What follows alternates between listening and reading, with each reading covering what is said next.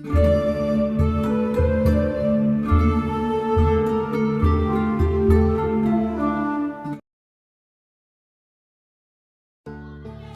जंगल में बहुत सारे पक्षी रहा करते थे। वह जंगल बहुत ही खूबसूरत था। वहाँ सबके अपने अपने घर थे। एक दिन सभी एक साथ बैठते हैं। अरे दोस्तों, क्या तुम्हें पता है, मैं कल बंदर भाई साहब की शादी में गया था और वहाँ बहुत मजा आया मुझे। तरह तरह के पकवान थे वहाँ। आहा हा हा। हाँ, वैसे भी बंदर की शादी की उम्र हो गई थी। शादी तो सही उम्र पर ही हो जानी चाहिए। हाँ यारो, मुझे लगता है हमारी प्यारी सिम्मी की भी तो शादी हो जानी चाहिए। क्यों, क्या कहते हो? आप सबकी मर्जी है तो मुझे कोई ऐतराज नहीं है। आप सभी मेरा परिवार हैं। जो भी आप चाहेंगे मैं वही करूँगी। तो चलो आज हम लड़के वालों के घर चलते हैं। मेरी नज़र में एक बहुत अच्छा वर है सिम्मी के लिए। कबूतर, मोर और कौवा लड़के वालों के घर पहुंच जाते हैं। स्वागत है आप सभी का। कृपया आप सभी बैठ जाएं। सभी पक्षी बैठ जाते हैं। हम अपनी सिम्मी के लिए आपके बेटे को देखने आए हैं। आप अपने बेटे को बुला दीजिए। बेटे, सोनू बाहर आ जाओ बेटा। सोनू बाहर आ जाता है। वाह वाह, कितना सुंदर लड़का है, मुझे तो बहुत पसंद आया। और क्या कारोबार है सोनू तुम्हारा? भाई साहब, मैं तो लकड़हारा हूँ। जंगल से लकड़ियाँ काटकर बाजार में जाकर मुनाफा कमाता हूँ। बस उसी से मेरी और मेरी माँ की रोजी रोटी चलती है। हमें तो रिश्ता मंजूर है गौरैया बहन। आपका क्या कहना है? अरे भाई साहब, इसमें क्या पूछने वाली बात है? मैंने तो सिम्मी बिटिया को पहले भी देखा है। वह बहुत सुशील बच्ची है। मुझे रिश्ता मंजूर है। तब तो छठ मंगनी पट ब्याह कर देते हैं। सभी पक्षी रिश्ता पक्का करके जंगल वापस आ जाते हैं और सिम्मी को बताते हैं। अरे सिम्मी, बधाई हो, तुम्हारा रिश्ता पक्का हो गया है। अब हम जल्द ही तुम्हारी शादी कर देंगे। सभी पक्षी मंडप और जंगल को सजा देते हैं और सिम्मी और सोनू की शादी हो जाती है। सिम्मी, हमें तुम्हारी बहुत याद आएगी। तुम बहुत अच्छी हो, अपना ध्यान रखना। सिम्मी, आती रहना, हमें भूल मत जाना और अपने पति और सास की बात सुनना। या कोई भी परेशानी हो तो हमें याद करना। जरूर, मैं आप सबको कैसे भूल सकती हूँ। मेरा वादा रहा। मुझे कोई भी परेशानी हुई तो मैं आप सभी को याद करूँगी। इस तरह सिम्मी और सोनू अपने घर पहुँच जाते हैं। सिम्मी बेटा, तुम्हारा स्वागत है। जाओ अपने कमरे में आराम करो। सिम्मी और सोनू अपने कमरे में चले जाते हैं। सुबह हो जाती है और सोनू काम पर जाने के लिए तैयार हो जाता है। अरे सिम्मी, ओ सिम्मी, मैं जंगल जा रहा हूँ। शाम को लकड़ियाँ बेचकर लौटूंगा। हाँ जी, आप जाइए, मैं आपका इंतज़ार करूँगी। अपना ध्यान रखना और जल्दी घर वापस आ जाइएगा।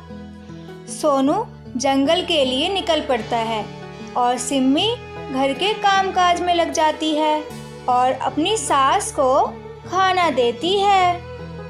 बेटा, तुम कितना काम करती हो, बहुत अच्छी हो। मैं ज़रा बाजार होकर आती हूँ बेटा, तुम अपना ध्यान रखना। और दरवाज़ा अंदर से लगाना मत भूलना। गौरैया बाजार चली जाती है और सिम्मी घर में अकेली रह जाती है और बिस्तर पर आराम करती है, पर वह दरवाज़ा बंद करना भूल जाती है। तभी जंगल में एक दुष्ट शिकारी आता है जो पक्षियों को कैद करके उनका व्यापार करता था और उसकी नज़र सिम्मी के घर पर पड़ जाती है। अरे वाह, लगता है यह एक घोंसला है। जरूर इसमें कोई पक्षी होगा और मैं उसे बेचकर खूब मुनाफा कमाऊंगा। आहाहाहाहा। वो शिकारी सिम्मी को पकड़कर ले जाता है। अरे अरे, कोई मुझे बचाओ इस दुष्ट से। शिकारी सिम्मी को लेकर पिंजरे में बंद कर देता है और गौरैया चिड़िया घर वापस आती है तो देखती है कि उसका घर नीचे गिरा हुआ है और सिम्मी भी गायब है। हे प्रभु, ये सब क्या है और मेरी बहू भी कहीं नहीं दिख रही है।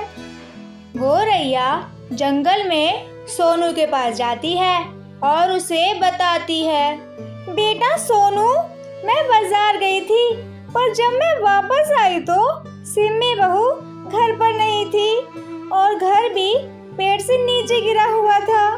बेटा, मुझे तो डर लग रहा है, कहीं वह दुष्ट शिकारी बहू को पकड़ कर तो नहीं ले गया। अरे माँ, तुम्हें सिम्मी को बताना चाहिए था कि इस जंगल में दुष्ट शिकारी है। अगर आप बताती तो वह दरवाज़ा लगा लेती। अब मैं क्या करूं? उस शिकारी से सिम्मी को छुड़ाना बहुत मुश्किल है, कहीं वो मेरी पत्नी को मार ना दे। मुझे लगता है मुझे सिम्मी के मायके जाना चाहिए और उन सब से सहायता मांगनी चाहिए। वो लोग सिम्मी को ढूंढने में हमारी मदद ज़रूर करेंगे। इतना कहकर सोनू वहाँ से उड़ जाता है और सिम्मी के मायके पहुँच जाता है। अरे सोनू, तुम और बताओ, सब कुछ ठीक ठाक है ना? और सिम्मी कैसी है? वो दिख नहीं रही है, कहाँ है वो? क्या बताऊँ मोर भैया, मैं तो रोज की तरह अपने काम पर गया था और सिम्मी और माँ घर पर अकेली थी, पर माँ भी सिम्मी को अकेला छोड़कर चली गई।